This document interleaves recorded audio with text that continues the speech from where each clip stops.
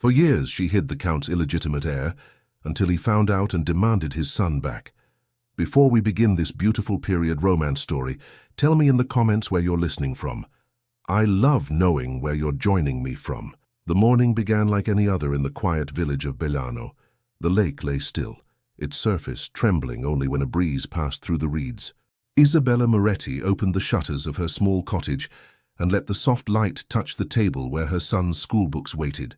"Matteo, finish your bread before it hardens," she said.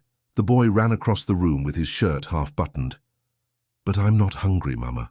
"You will be once you start reading with Father Giulio," she replied, placing a hand on his head. "He says a hungry mind cannot live in a hungry body."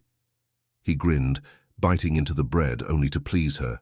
His hair shone chestnut brown in the light, the same tone as hers. Only his eyes, a clear grey blue, did not belong to her. Whenever she looked at them, she felt a small tremor of fear and tenderness. Outside, the sound of church bells floated across the water. Isabella's neighbor, old Signora Bianchi, called from the gate, "Isabella, there's a messenger in the square. He says a noble carriage has arrived from Milan. The whole village is buzzing." Isabella smiled faintly. "A carriage? Here? Perhaps someone visiting the abbey?" "Not a pilgrim's carriage, dear. It bears a crest. A black raven, or so they say." The bread slipped from Isabella's hand. Her voice faltered. "A raven? Yes, yes. You know, the one from the Ravanelli family. Do you remember them? The Count's estate on the other side of the lake." "I remember." Isabella turned her face away quickly, hiding the color that rose to her cheeks. Signora Bianchi went on cheerfully, unaware. "They say the Count has returned. A widower now, imagine, after so many years abroad." Isabella forced a smile. "How interesting." When the woman left, Isabella leaned against the doorframe, breathing fast. She had not heard that name spoken aloud in 8 years. Lorenzo di Ravanelli, the man who had once promised her eternity under the olive trees behind his family's villa. The man who had left when duty called him to marry wealth. The man who never knew that his blood ran through the veins of the boy finishing his bread by the window. She turned to Matteo. He was humming, unaware of the storm that had entered her chest. "Go, my darling. Father Giulio is waiting." He kissed her cheek. "You'll come later?" "Yes, always." When he had gone, she closed the door and rested her hands on the table. The faint smell of bread, the sound of waves, the ticking of the small clock, everything seemed to hold its breath. At noon, Father Giulio appeared at her gate. His robe was damp with lake mist. He rarely left the rectory without cause. "Father, is something wrong?" she asked. He looked uneasy. "I've come to speak with you privately." "Of course." She led him inside. He remained standing, turning his hat in his hands. "You have heard the news. The Count di Ravanelli has returned to the region." "Yes." "Isabella, I must tell you something before others do. The Count visited me this morning. He made inquiries about a child living under your roof." Her breath caught. "A child?" He heard from a servant in Como that a boy of 7 with light eyes resides with a widow named Moretti. The description? It was enough to rouse suspicion. She stepped back. "Who told him?" "I cannot say, but he seemed determined. He asked if the child was yours by blood." "And what did you answer?" "I told him the truth, that the boy is known here as Matteo Moretti, your late husband's son." But the Count's eyes were sharp. He said he would see for himself. Isabella gripped the back of a chair. "He will come here." "Yes." She turned away, hiding her trembling hands. "Thank you, Father." "Isabella, if there is something you wish to confess—" "There is nothing I can confess without harming the innocent," she interrupted softly. "You baptized my child, Father. You have seen how he grows, how he prays. That is all that matters." The priest's face softened. "I know your heart is pure, but secrets, even born of love, have a way of rising." She looked at him with quiet pain. "They rise only when the world wants to destroy them." That night, after Matteo had gone to bed, Isabella sat near the small window overlooking the lake.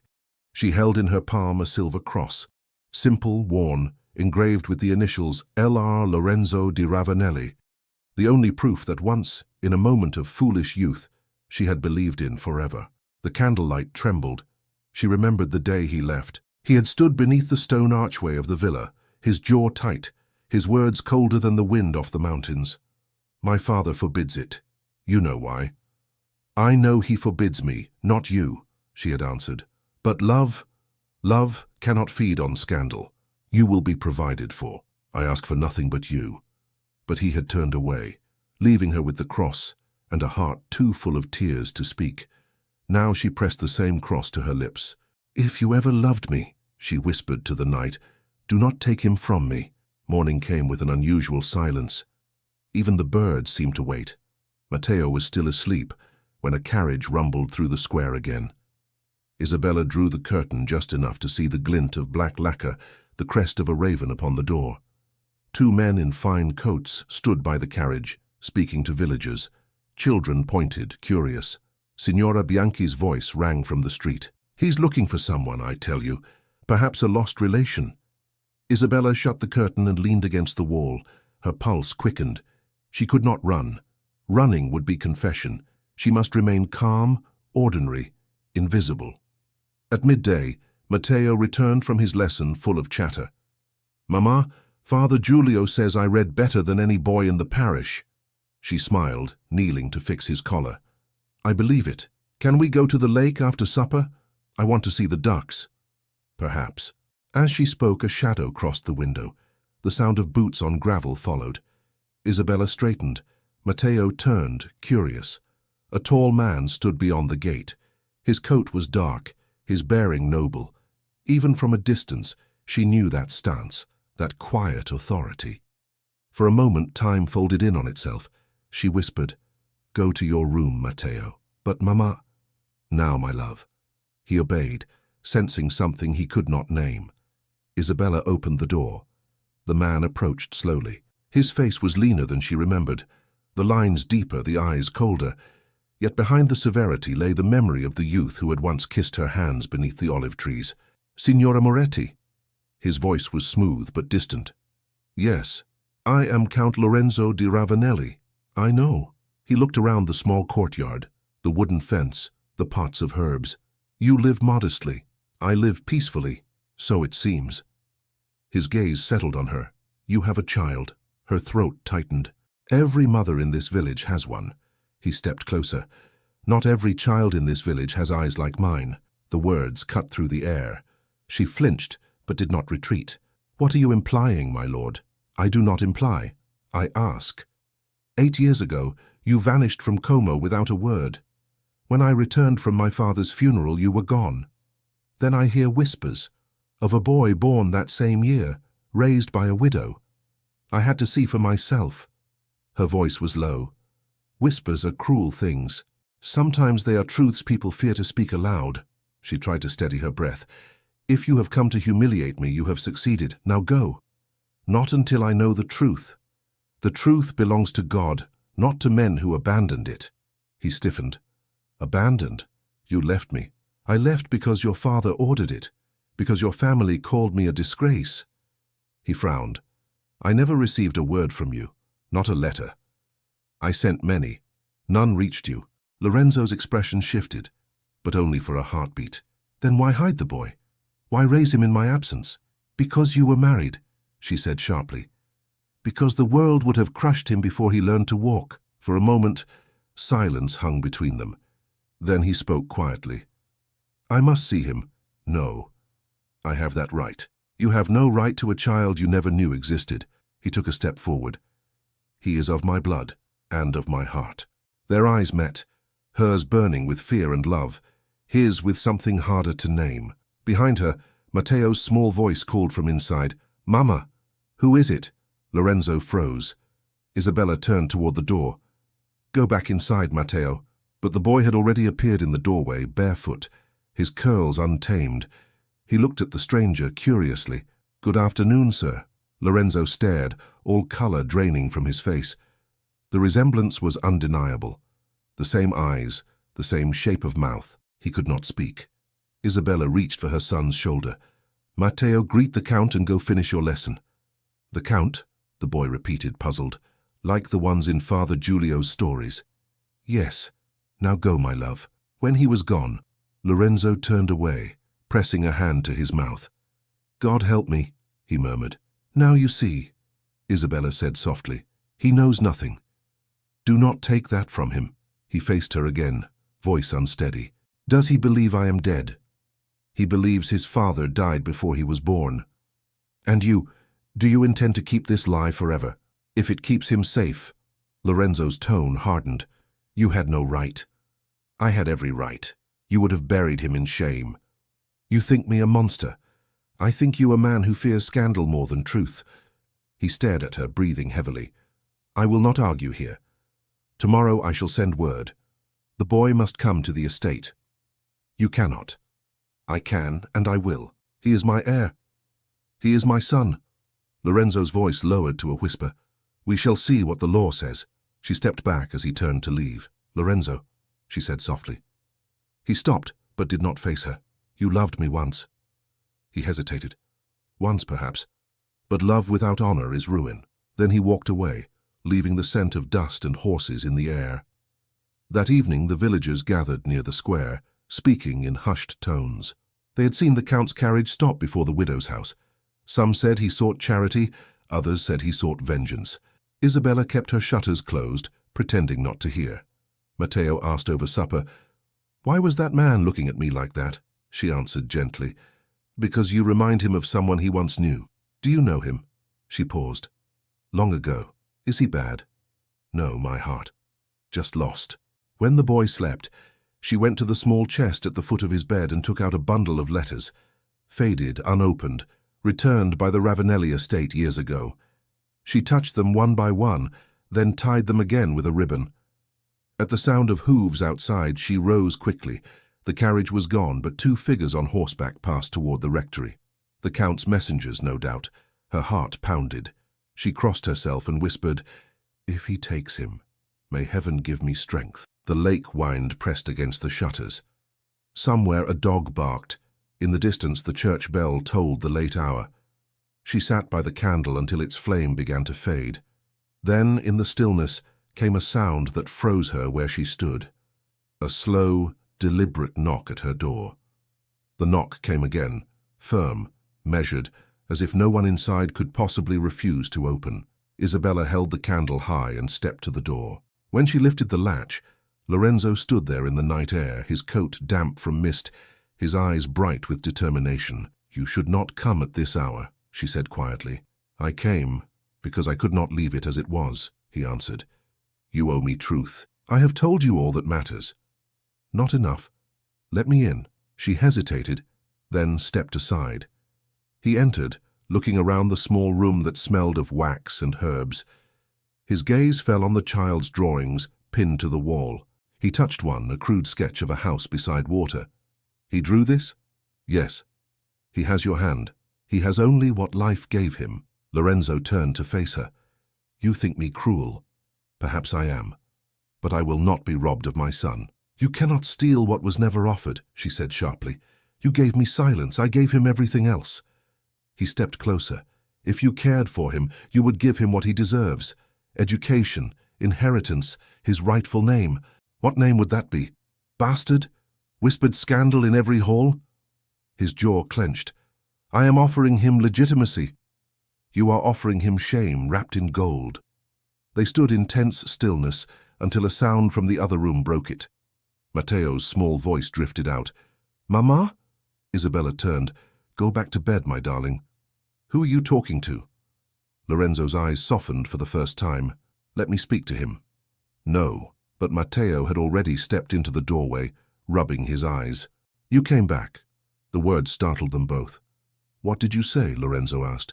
I dreamed of you last night, the boy said sleepily. You were standing by the lake.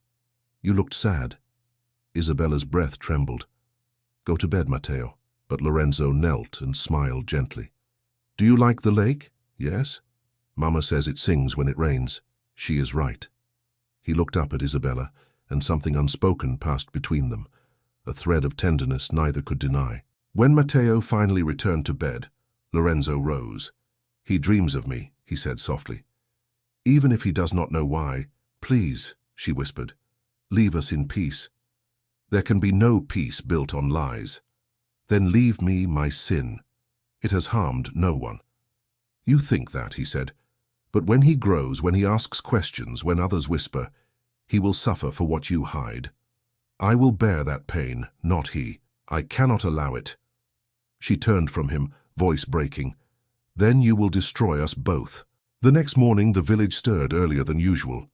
Lorenzo's carriage stood outside the cottage, the driver holding the reins as if ready for battle. Neighbors watched from doorways, whispering. Inside, Isabella packed a small bundle of clothes, her movements quick, mechanical. Matteo sat on the stool, confused. "Are we going somewhere?" "You are," she said quietly. "You will stay with the Count for a little while." "Why?" "Because he wishes to teach you things I cannot."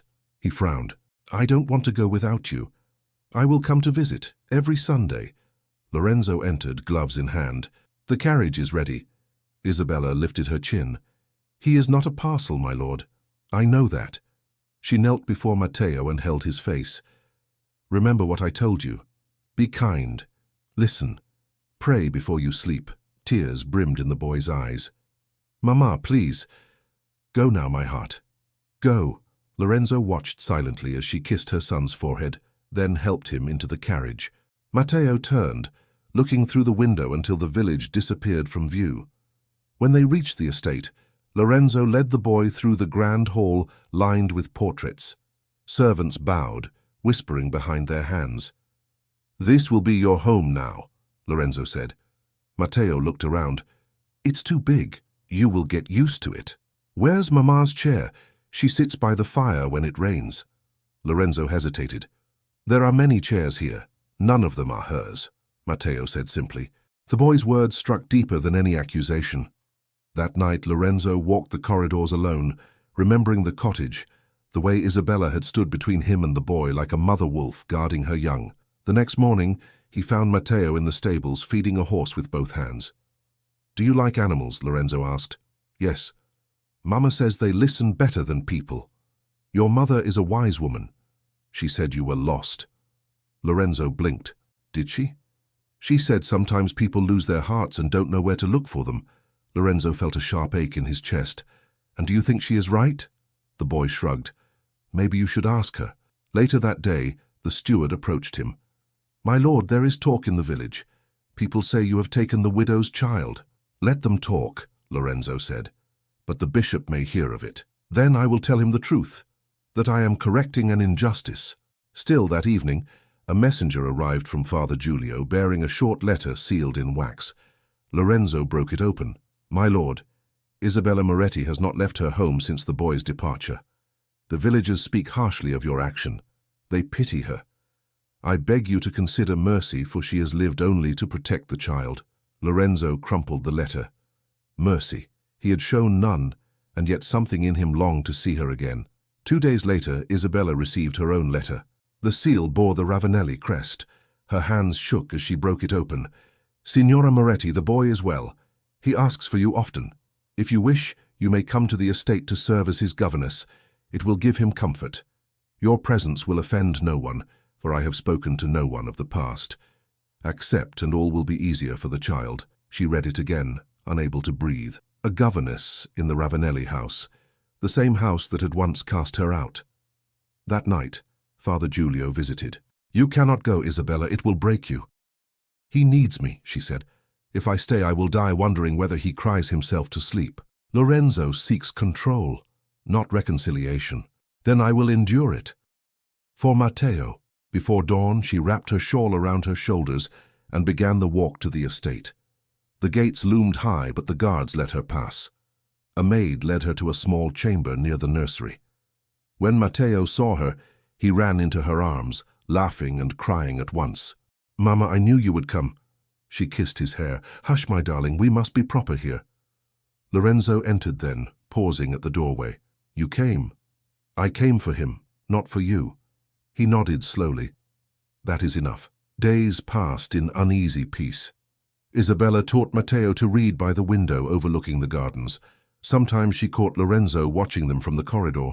Other times he joined them, pretending to discuss the boy's progress, but always ending in quiet arguments about the past.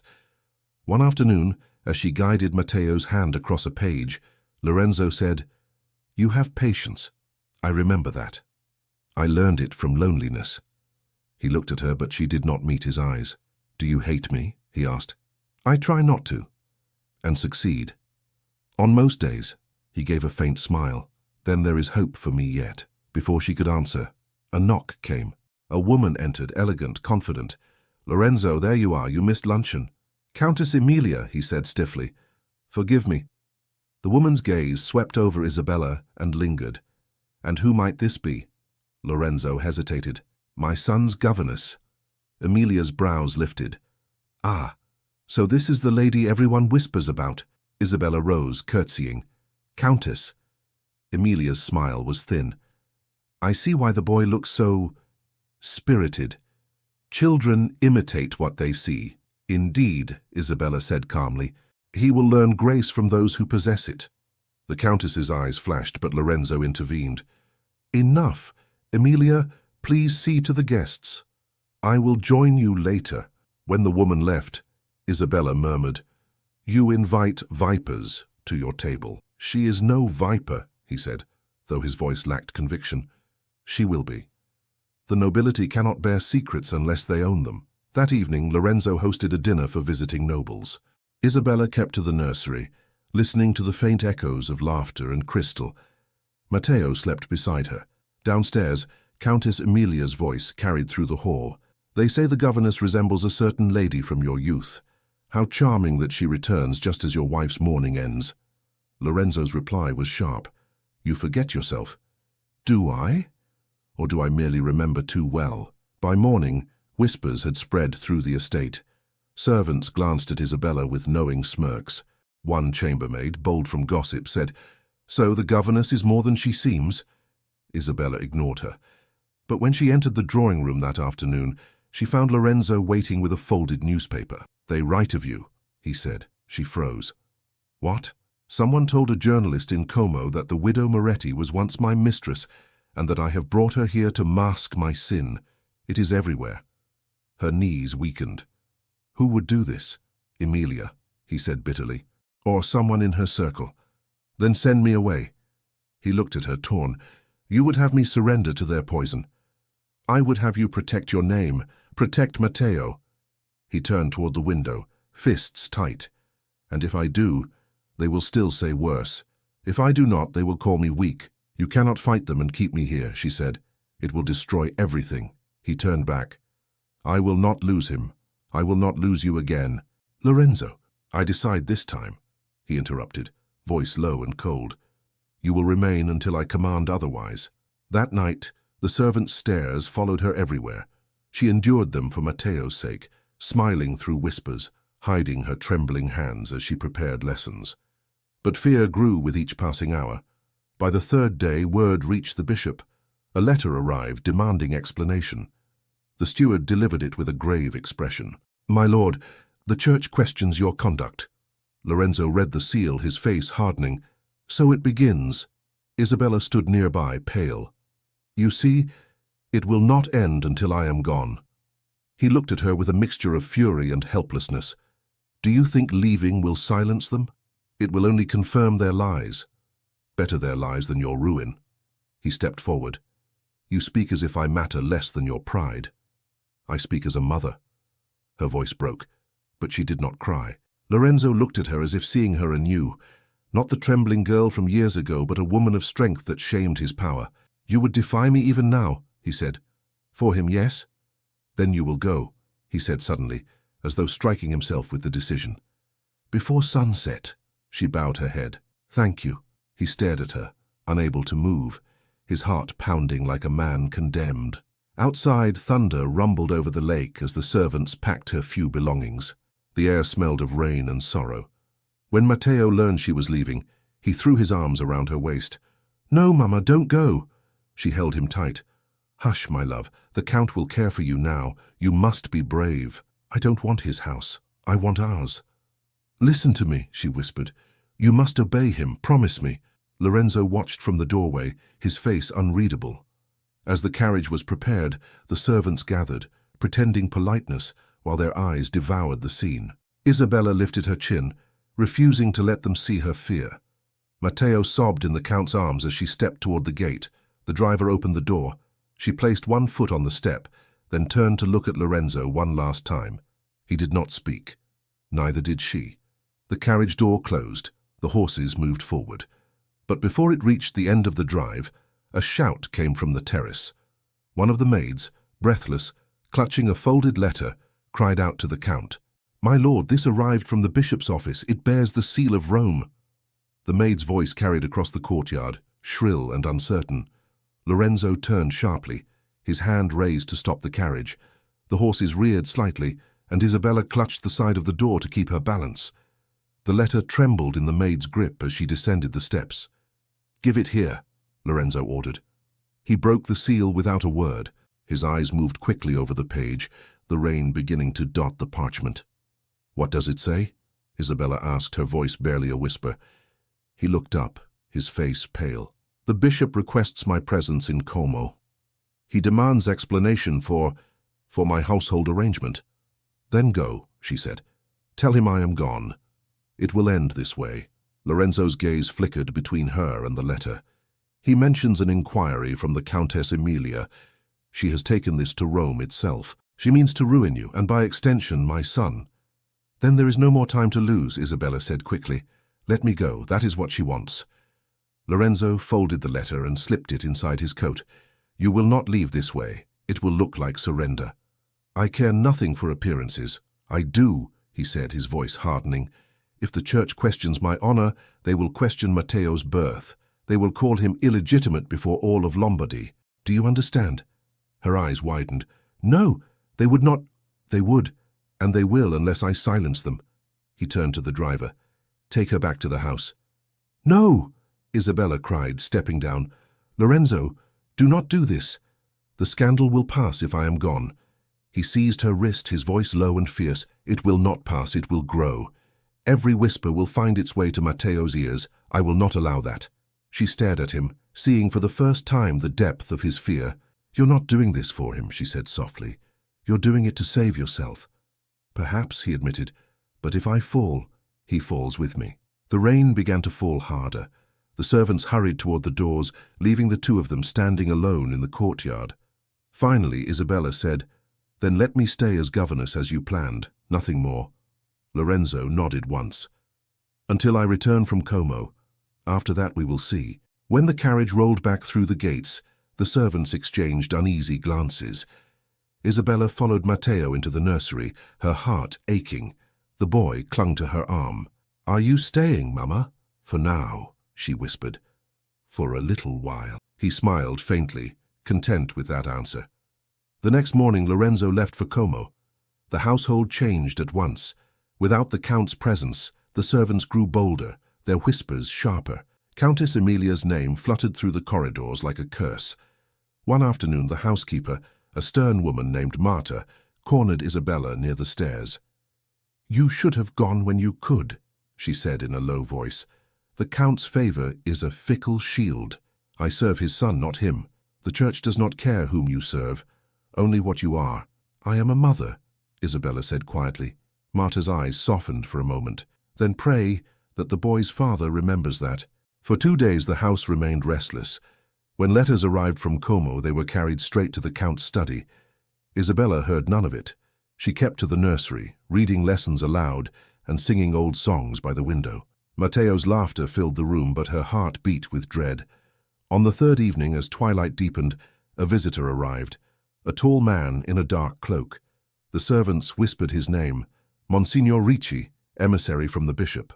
Isabella met him in the parlor with the composure of a woman who had already suffered every possible humiliation. "Good evening, Father." He inclined his head. "Signora Moretti, the Count is in Como, but my questions concern you." "Then ask them." He studied her face. "The church has received troubling reports. You live under the same roof as the Count, caring for his son. Some claim you once shared more than affection for that family." Her hands clasped tightly. "What is it you want to know?" "The truth. The truth is that I am the boy's mother," she said quietly, "and that I have lived in fear of that truth destroying him." Ricci's expression changed from suspicion to shock. "You admit this openly." "I have hidden long enough," he exhaled slowly. "You understand the consequences of what you confess? This will reach the bishop's ear by morning. So be it. I have nothing left to hide." Matteo appeared at the doorway, holding a wooden toy. "Mama, who is this man?" Ricci stared at the child, the resemblance unmistakable. Isabella moved between them, her voice firm. "He is a priest, Matteo. Go back to your room." The boy obeyed, though his eyes lingered curiously on the stranger.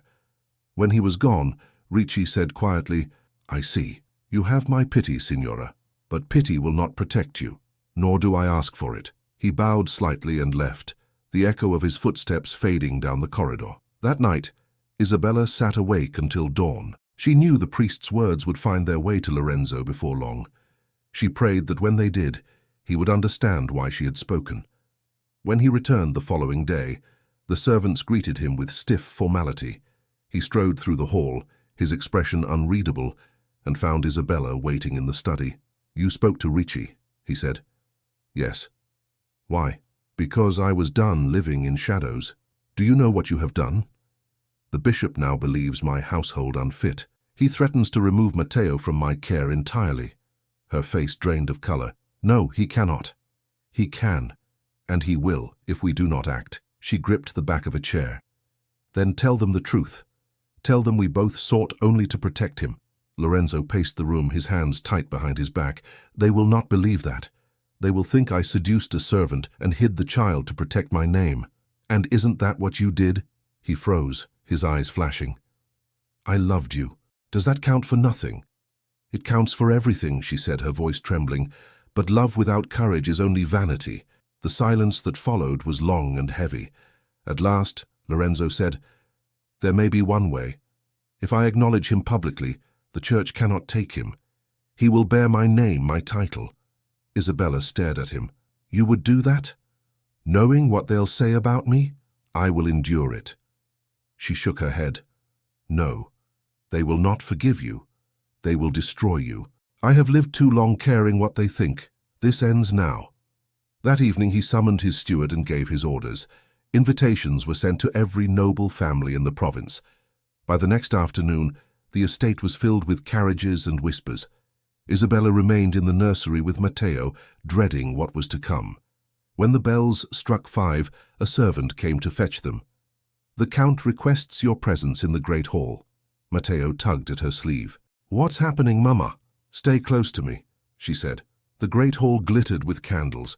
Dozens of faces turned as they entered, curious, judgmental, hungry for scandal. At the center, Lorenzo stood in formal dress, his posture rigid. He took Matteo's hand and led him forward. The murmurs rose. "What is this? Whose child is that?" Lorenzo raised his voice. "My friends, you all know the Ravanelli name. You know my house stands for honor. It is time you know the truth. This boy, Matteo, is my son." Gasps rippled through the room. Someone muttered, "Impossible." Another laughed softly in disbelief. Lorenzo's voice grew stronger. "He was born of a union that society condemned, but love sanctified. I claim him now, before all of you, as heir to my estate." The crowd erupted into whispers. Countess Emilia rose from her seat, her face pale with fury. "You disgrace yourself, Lorenzo. You disgrace us all." He looked at her calmly. "Then consider yourself free of my company." She turned to Isabella, her voice trembling with rage. "And you? How dare you stand here after shaming us? Do you think a title erases your sin?" Isabella's voice was steady. "No title erases anything, but love redeems what pride destroys." Emilia's eyes blazed. "The bishop will hear of this." "Let him," Lorenzo said. "I have already written to him myself." The room fell silent. He lifted Matteo into his arms and turned toward the guests. "Sure, you may judge me as you please, but my son will not grow in silence or shame. That ends tonight." Then he carried the boy from the hall, leaving behind the stunned assembly. Isabella followed quietly. In the corridor, Matteo clung to his father's neck. "Why were they angry, Papa?" Lorenzo's voice softened. "Because they do not understand what love costs." The next day, the estate was nearly deserted. Many guests had left before dawn, unwilling to be associated with the scandal. Only Father Giulio arrived, weary but smiling faintly. "You have caused an earthquake, my son," he said to Lorenzo. "So be it," Lorenzo answered. The priest nodded. "But earthquakes leave ruins." When night fell, Isabella found Lorenzo standing by the lake outside the villa. He was bareheaded, the wind lifting his hair. "You should rest," she said. "I cannot. The bishop's response will come soon. Whatever he writes, we will endure it." He turned to her, eyes shadowed. "Do you still believe we can?" "Yes, because truth no longer frightens us." He reached for her hand, but she pulled it back gently. "Not yet," she whispered. "Not while the world still watches." Before he could answer, a servant came running down the path, breathless. "My lord." Riders approach from Como, 3 men carrying the bishop's seal. They demand to see you at once. The hoofbeats reached the courtyard before the servants could light all the torches. Isabella stood in the doorway with Matteo at her side, holding his hand tight. The 3 riders dismounted quickly. Their cloaks were wet from the road, their faces grim. One stepped forward and presented a sealed letter to the steward. "The message is for the Count di Ravenelli," the man said, "from His Excellency, the Bishop of Como." Lorenzo took it, his expression unreadable. He broke the seal and read by the torchlight while everyone waited. The night wind rustled through the trees.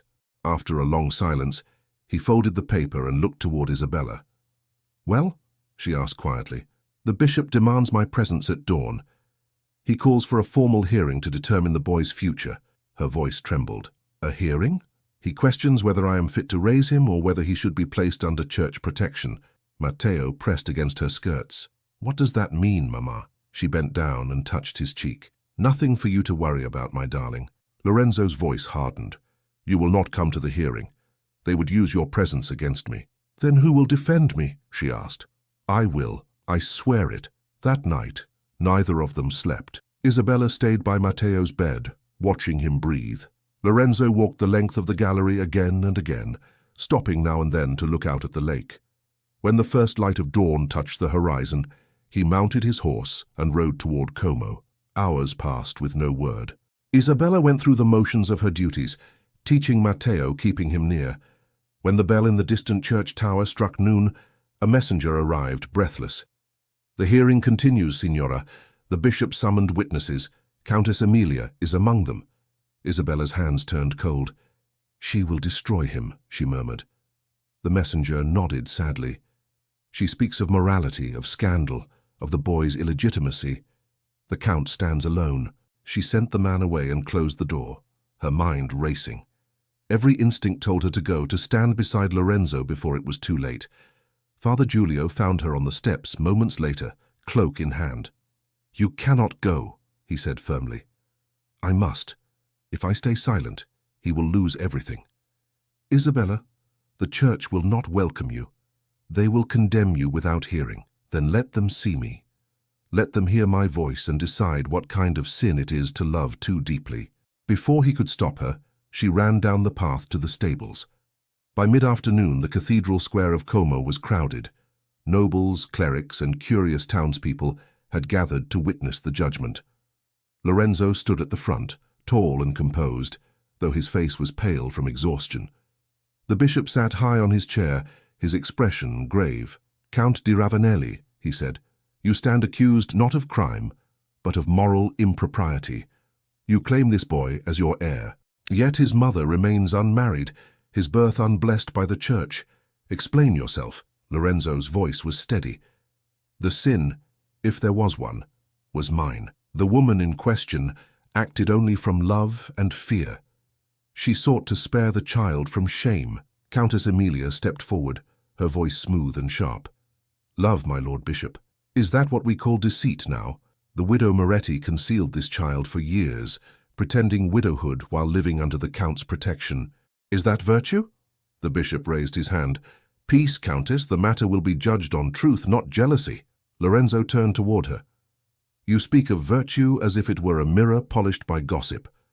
You know nothing of the courage it took to raise him alone." Emilia's eyes flashed. "And yet, my lord, she will not even appear to defend herself.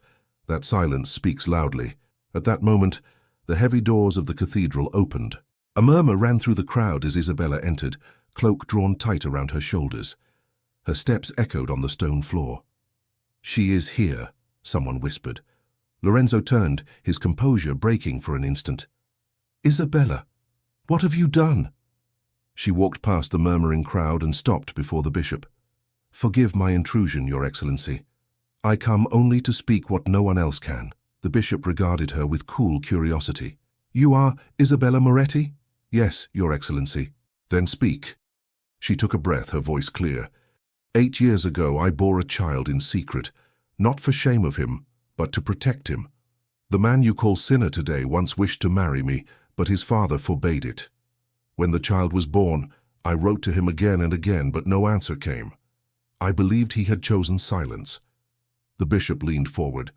"And you never sought forgiveness from the church?" "I sought it from God," she replied, "and I found none until I saw the count again." The hall grew still. Emilia's face darkened, but she said nothing. Lorenzo stepped closer. "You were never meant to stand here alone," he said quietly. The bishop sighed. "The church cannot rewrite the past, but perhaps it may mend what remains. The boy must be raised in faith. If you wish to preserve his future, there is one path open to you both." "What path?" Lorenzo asked. "Marriage. Sanctify what began in sin. Make the boy legitimate before God and man." The words struck the hall like thunder. Emilia gasped. "You cannot be serious. This would make her Countess Ravanelli." The bishop raised a hand. "Be silent, Countess. The church decides, not society." Lorenzo turned to Isabella. "You hear him?" She hesitated. "You would marry me now after all that has happened?" He met her gaze. "I would marry you because I should have done it long ago." Her eyes filled with tears, but she did not answer. The bishop nodded once. "Then I will give you until morning to decide. The child's fate will rest on your answer." When they left the cathedral, the sun was sinking behind the mountains. They walked in silence through the square, the murmurs of the crowd following them. At the carriage, Isabella stopped. "Lorenzo, this cannot be the way." "It is the only way," he said. "If we marry, they can no longer take him from us." She looked at him sadly. "But they will say you married in guilt." "Let them. I will know the truth." That night, back at the estate, Matteo ran to meet them. "Did they say I can stay?" he asked eagerly.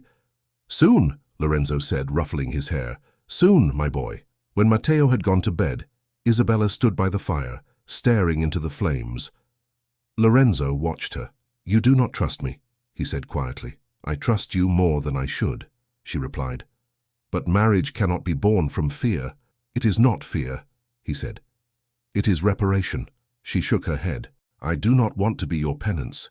"You were never that. You are what remains of everything I lost." He stepped closer, his voice low.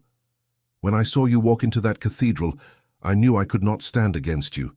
You were braver than I have ever been." She looked up at him, tears glistening. "Do you truly want this life, Lorenzo, not for duty, but for us?" "Yes, for us." She turned away, her voice barely audible. "Then give me until morning." He nodded, knowing no argument would move her heart before its time. The night stretched long and sleepless again. Isabella sat at Matteo's bedside, brushing his hair from his forehead as he dreamed. She whispered, "If I do this, my son, it will be for you, for your peace." At dawn, church bells rang faintly across the water. Lorenzo waited in the chapel, his hands clasped. When the doors opened, Isabella entered slowly, her face pale but calm. "Have you decided?" he asked. "Yes," she said. "I will marry you, but not for the church's command nor for their forgiveness. I will marry you because love must end where it began, in truth." He exhaled, relief flooding his features. "Then we will be free." Father Giulio stepped forward to prepare the ceremony, but before the vows could begin, the steward burst through the door. "My lord!" Lorenzo turned sharply. "What is it?" The man's face was ashen. "A messenger from the cathedral. He brings a decree from the bishop. The hearing's decision has changed. It concerns the boy." Lorenzo took a step forward, his voice hoarse. "Changed? How?" The steward swallowed hard. "The bishop has withdrawn his blessing. He forbids the union until further investigation. He orders the boy taken to the convent school in Milan until the matter is settled." Isabella gasped. "No, he cannot take him." The steward bowed his head. "The bishop's men are already on the road." Lorenzo's hand tightened around hers. "Then we will go to him before they arrive. We will not let them take our son." He turned toward the courtyard, shouting for the horses. The first drops of rain began to fall as the sound of approaching riders echoed faintly beyond the gates. Rain poured as if heaven itself were breaking open. The horses galloped through the misty road that wound along the lake. Isabella clung to the carriage seat, while Lorenzo urged the driver forward. His voice rose above the thunder. "They cannot take him, do you hear? Not while I breathe." She held his arm. "Lorenzo, please, if we reach them too late—" "We won't." The wheels hit stones and splashed through puddles. The rain drenched them both, but neither cared. Far ahead, two riders in the bishop's livery could be seen on the road, leading a smaller carriage between them. Isabella recognized the white horse Matteo had loved to watch from the stable. "There!" she cried. "They have him!" Lorenzo signaled the driver to halt. He leapt down and ran through the rain, shouting to the riders, "Stop in the name of Count Ravanelli!" The men turned, startled. "My lord, by order of the bishop, the boy must be taken to Milan." "You'll take no one," Lorenzo said, his voice low and commanding. "He is my son, and I forbid it." The soldiers hesitated. Isabella reached the smaller carriage and pulled open the door. Matteo looked up, his eyes wide with fear. "Mama!" She gathered him into her arms, trembling. "You're safe, my love, you're safe now." Lorenzo stepped forward. "Tell your bishop this, the child remains where he belongs. If he wishes to question me, let him come himself." The riders exchanged glances. "We cannot defy an order." "Then you defy a father," Lorenzo said, his hand resting on the hilt of his riding crop. "Go back. Tell him the truth is already spoken." One of the men dismounted, uncertain. "He will excommunicate you. Then I will build my own chapel by this lake," Lorenzo said quietly. "Now ride." The riders mounted again, their faces pale, and turned their horses back toward Como. When they vanished into the rain, Isabella clutched Matteo closer. "You risked everything," she whispered. "I risked nothing that mattered," Lorenzo said, looking at her with something between sorrow and relief. "Now, it's done." The storm slowly broke as they returned to the estate. The rain eased into a soft drizzle, and by the time they reached the gates, the clouds had begun to part. Father Giulio waited there, his robe soaked, his lantern flickering. "You have defied the bishop," he said quietly. "I have defended my son," Lorenzo replied. The priest sighed. "He will not forgive this." "Then let him keep his forgiveness," Lorenzo said. "We have found our own." That night, they brought Matteo inside, warming him by the fire. Isabella changed his wet clothes while he spoke, his voice bright again. "I wasn't afraid, Mama. I knew you'd come." She smiled through tears. "My brave boy." When he fell asleep, she turned to find Lorenzo standing by the window, watching the rain drift away from the glass. "You should rest," she said softly. "I cannot. I keep thinking of what almost was. How easily they could have taken him. How close I came to losing everything." "You didn't lose him." He looked at her. "No. Because of you." For a long moment they said nothing. The fire crackled. The lake wind sighed beyond the shutters. Then he crossed the room and stopped before her. "I have spent years chasing honor," he said. "But tonight, for the first time, I know what it means to be a man. Not a count, not a son. Just a man who loves a woman who saved his soul." She tried to answer, but words failed. He reached for her hand, and she let him take it. His voice lowered. "You once said love without courage is vanity. Tonight I choose courage." Her breath caught. "And if the world turns against us? Then let it. I have turned toward you." He drew her closer, their foreheads almost touching. "Isabella, marry me. Not because the church commands it, not because society demands it, but because we have earned this love." She trembled. "If we marry, they will still talk. Let them talk until they grow tired. We will be living while they whisper." Her tears fell silently. "Yes, Lorenzo, yes." He kissed her hands, one after the other, as if sealing a vow. Then, with quiet joy, he said, "Tomorrow, the bells of Belano will ring for us, not by decree, but by our will." The next morning, sunlight returned over Lake Como. The storm had cleared, washing the world clean. Villagers gathered near the small church by the water, curious and hesitant. Father Giulio stood by the door, his eyes gentle. When Isabella arrived with Matteo, the crowd parted. Lorenzo came from the opposite path, dressed not in his noble attire but in a simple dark coat. He looked like any other man who came to seek blessing. Father Giulio lifted his hand. "Are you ready?" Lorenzo took Isabella's hand. "We have been ready for 8 years." Inside the chapel, the ceremony was small, quiet, almost secret. The priest's voice rose softly. "In the sight of God, you are no longer two but one. What has been broken is restored." When the vows were spoken, Matteo slipped his hand into theirs, his smile lighting the space brighter than the sun through the stained glass. The priest looked at the child and said, "And you, young master, shall grow in a home of truth." Afterward, the villagers waited outside. Some bowed their heads, others murmured blessings. Even those who once gossiped now smiled shyly. Countess Emilia was nowhere to be seen. Her carriage had left Como the previous night, her pride unable to bear defeat. When they stepped out into the open, the bells began to ring, first hesitantly, then in full chorus. Isabella looked up, astonished. "You asked for this?" Lorenzo smiled. "No. The bell ringer heard of our vows. He said joy deserves sound." She laughed softly. "Then let it echo forever." They walked to the lake shore where everything had once begun. The water glimmered beneath the morning sun. Lorenzo turned to her, his voice tender. "Do you remember the promise I made here long ago? That you would return," she said. "And I have, but not as the man I was. You gave me back what I lost." She looked at him, eyes shining. "And you gave my son his name. Our son," he corrected gently. They stood in silence, the sound of bells fading across the water. Matteo ran ahead, chasing a white bird that rose from the reeds. Isabella watched him, her heart full. Lorenzo spoke quietly. "When I see him, I see you. The same fire, the same mercy. I used to think nobility was something inherited. Now I know it's something taught." She turned to him. "He will learn from you." "From us," he said. The sun warmed the stones beneath their feet. Isabella took his hand. "Do you ever think of what would have happened if your father had allowed us to marry back then?" "Yes," he said, "and I thank God he didn't, because then I would never have learned to fight for what truly matters." She smiled. "Perhaps suffering was our teacher." He brushed a strand of hair from her face. "And love was our graduation." They laughed quietly together, the sound mixing with the gentle lapping of the water.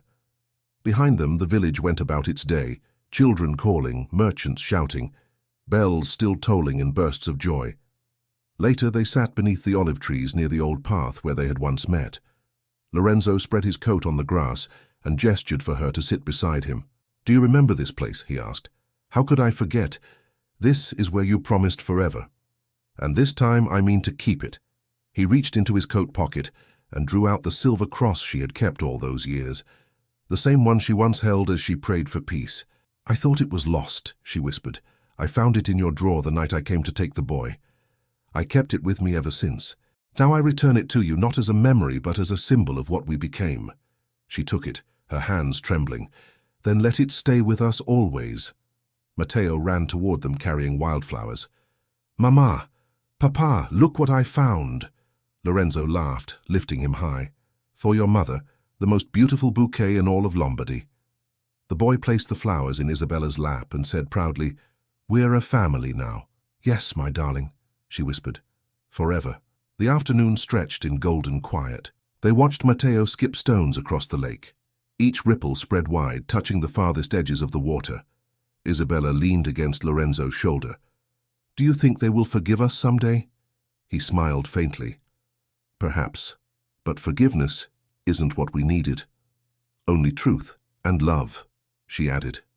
"And love." He kissed her forehead, his hand resting on hers. "This is where we begin again. No more secrets. No more fear. Only peace," she said softly. They sat there until the sun sank low and the air grew cool. The first evening star appeared above the mountains, shining pale and steady. Matteo ran back to them, breathless. "It's getting dark. Shall we go home?" Lorenzo stood and lifted him into his arms. "Yes, home." As they walked back toward the cottage by the lake, the same that once sheltered their sorrow, now filled with laughter, Isabella looked back one last time. The water reflected the fading light, calm and endless. "Lorenzo," she said. He turned. "Yes? Do you think love changes with time? He smiled. No, it only deepens. Like this lake, still, quiet, but deeper than anyone can see. She slipped her arm through his. Then let it hold us. They walked on, their steps unhurried, their shadows long in the dusk. The church bells rang again, faint and distant, carrying over the water like a promise kept. Inside the cottage, the fire waited, the same hearth where she had once prayed through sleepless nights. Matteo ran ahead to light the lamp. Lorenzo closed the door behind them, shutting out the chill of evening. Home, he said again, his voice full of wonder. Isabella smiled, the silver cross glinting at her throat. Home, she echoed, and reached for his hand as the wind outside stilled and the house filled with quiet light. Thank you so much for listening to this story all the way to the end. We hope it moved you as much as it moved us while telling it. We'd love to hear your thoughts. Leave us a comment telling us where you're listening from and what you liked the most. Rate this story from 0 to 10. What score would you give it? If you enjoyed this story, don't forget to subscribe to the channel and leave a like as a show of support.